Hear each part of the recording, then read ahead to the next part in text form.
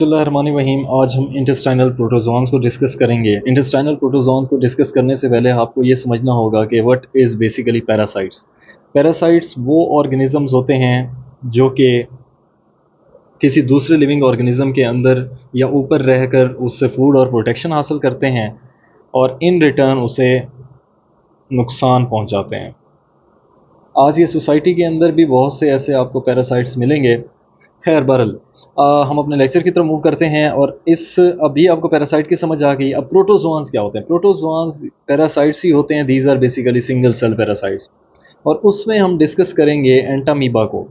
Entamoeba basically ये एक single cell organism होता है जो कि इंसान के लार्ज इंटेस्टाइन के अंदर रहता है। अब लार्ज इंटेस्टाइन के अंदर रह के ये दो चीज़ें कराता है। मैंने कहा कि ये नुकसान कराते हैं, तो ये दो नुकसान कराता है और ये नुकसान आपने याद रखने हैं। एक तो ये अमीबिक डिसेंट्री काज कराएगा, दूसरा ये लिवर एब्सेस काज कराएगा। अमीबिक डिसेंट्री का मतलब ये है कि blood in your diarrhoea, blood, और लिवर एब्सेस का मतलब ये है कि पस इन योर लिवर। तो ये दो चीज़ें काज कराता है कि अमीबिक डिसेंट्री काज कराएगा, दूसरा लिवर एब्सेस काज कराएगा। और इसकी अब हम इंपॉर्टेंट प्रॉपर्टीज़ की तरफ बात मूव करते हैं और हम देखेंगे कि इसकी जो लाइफ साइकिल है उसकी कितनी स्टेजेस होती हैं। तो इसकी जो लाइफ साइकिल होती है उसकी मेनली दो स्टेजेस होती हैं। एक इसकी मोटाइल अमेबिक स्टेज होती है और दूसरी नॉन मोटाइल सिस स्टेज होती है। जो मोटाइल अमीबा स्टेज है इसकी, जिसको हम ट्रोपोजाइट स्टेज भी कहते हैं, वो इंटेस्टाइनल और एक्स्ट्रा इंटेस्टाइनल लीजन्स के अंदर, उसके अलावा डायरियल स्टूल्स के अंदर मिलती है। इसी तरह जो नॉन मोटाइल सिस्ट है वो इसके बिल्कुल अपोजिट नॉन डायरियल स्टूल्स के अंदर मिलेगी, आपको नॉर्मल फीसिस के अंदर मिलेगी। इसी तरह say that is basically killed by boiling and it is also जो एंटामीबा हिस्टोलिटिका है इस केस के अंदर, that is removed by the filtration, या उसकी सिस्ट जो है वो रिमूव हो जाएगी फिल्ट्रेशन से। अब ये जो सिस्ट है इसको अगर हम डिस्कस करें तो सिस्ट के मेनली 4 न्यूक्लियाई होते हैं। अब ये आपने फॉर एग्जांपल कोई भी कॉन्टेमिनेटेड फूड या वाटर लिया और वो फूड या वाटर आपके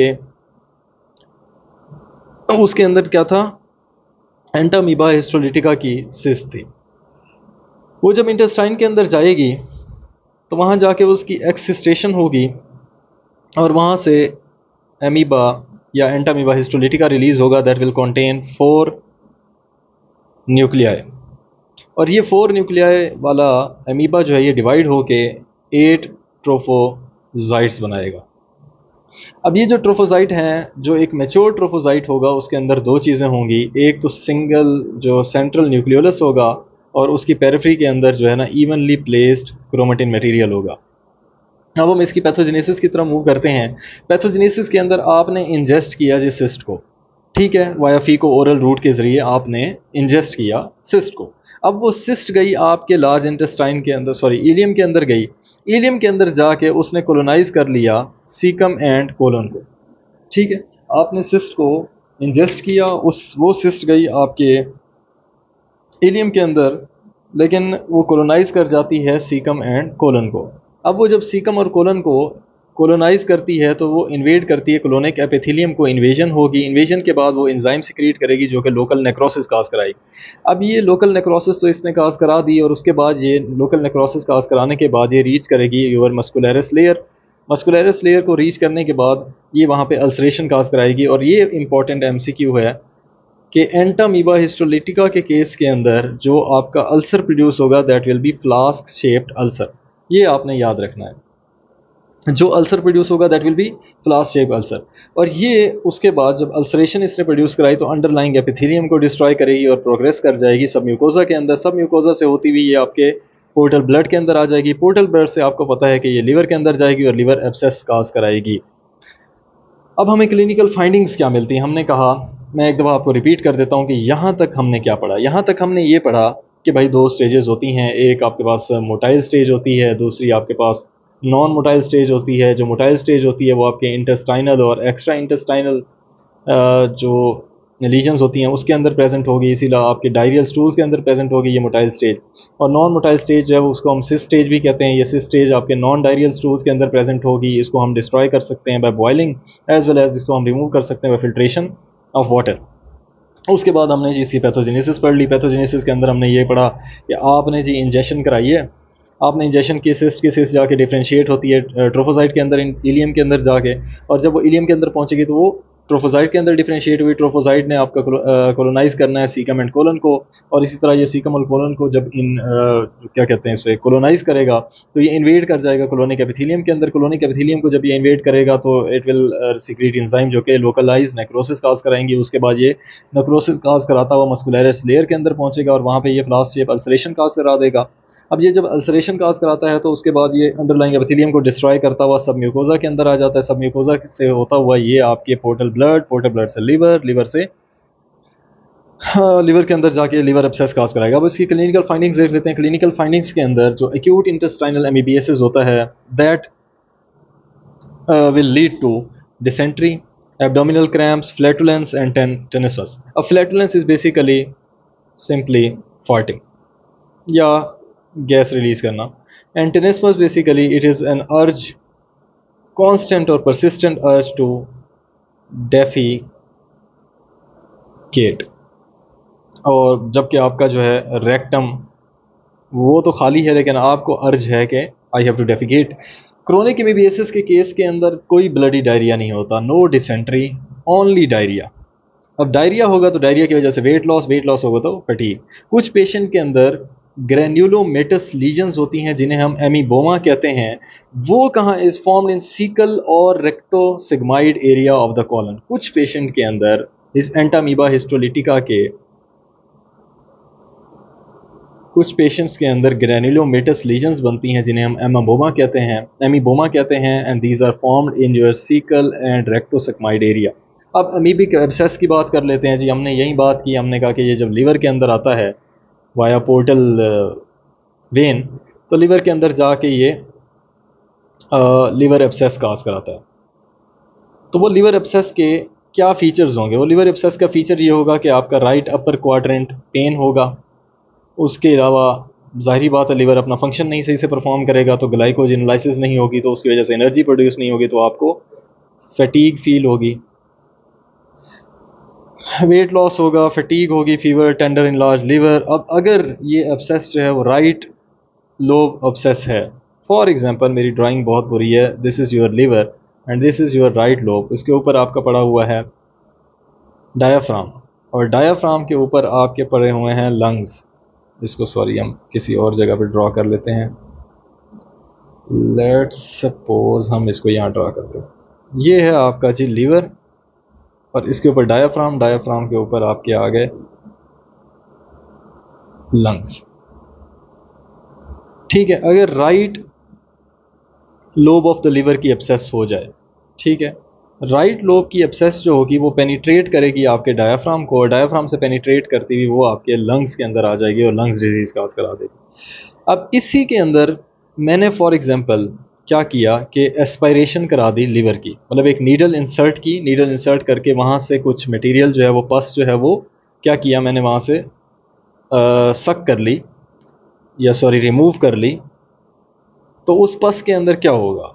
वो पस एक तो ब्राउनिश येलो होगी with an appearance of anchovy paste. ये एक इंपॉर्टेंट एमसीक्यू है कि pus of Entamoeba histolytica which is obtained by the aspiration of liver abscess, it is brownish yellow with an appearance of anchovy paste. अब anchovy paste का मतलब ये कि chocolate brown colour होता है इसका।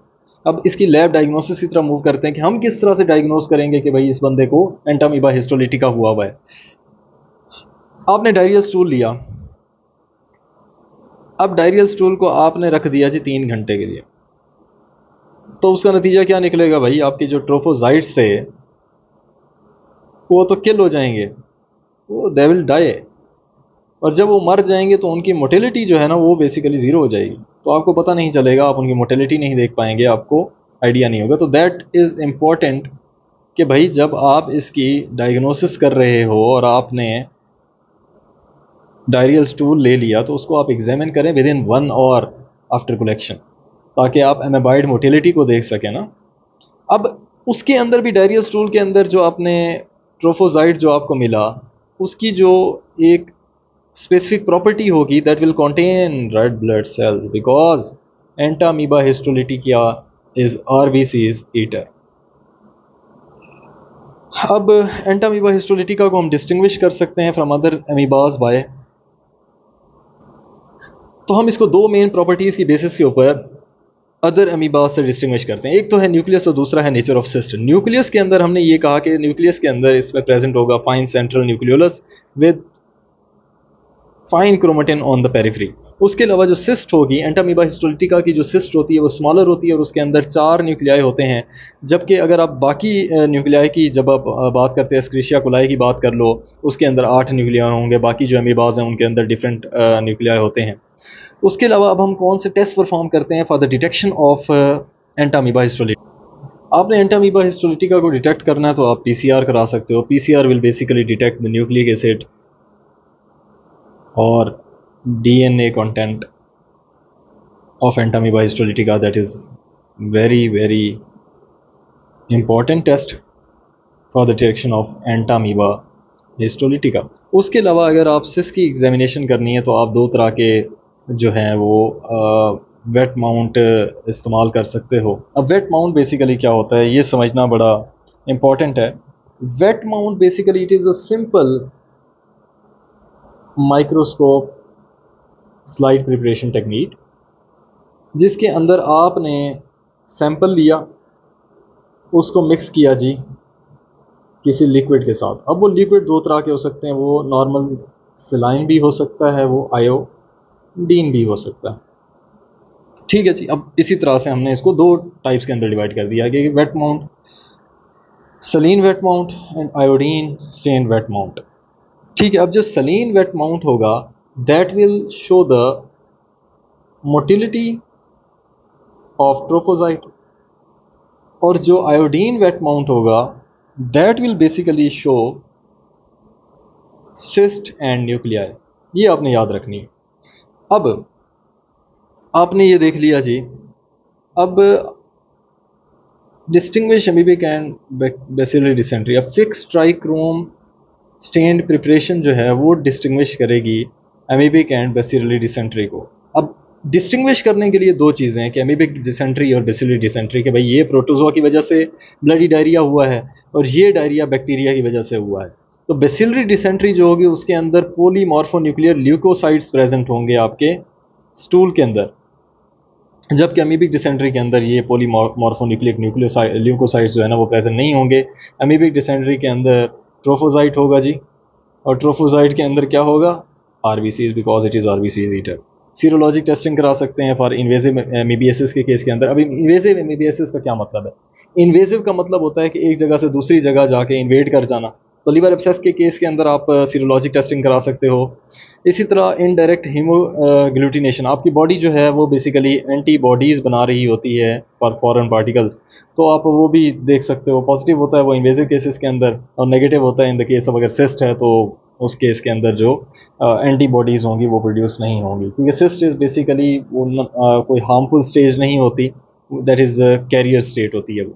तो that was it for Entamoeba histolytica. उम्मीद है आपको ये लेक्चर समझ आया होगा। अगर आपको कोई भी सवाल है तो आप वो कमेंट सेक्शन के अंदर पूछ सकते हैं। मैं कोशिश करूँगा कि आपके तमाम सवालों के जवाब दे दूँ। बाकी ये मेरी एक एफ़र्ट थी चीज़ें समझाने की। उम्मीद है आपको चीज़ें समझ आई होंगी, और अल्लाह ताला आपका हामी व नासिर।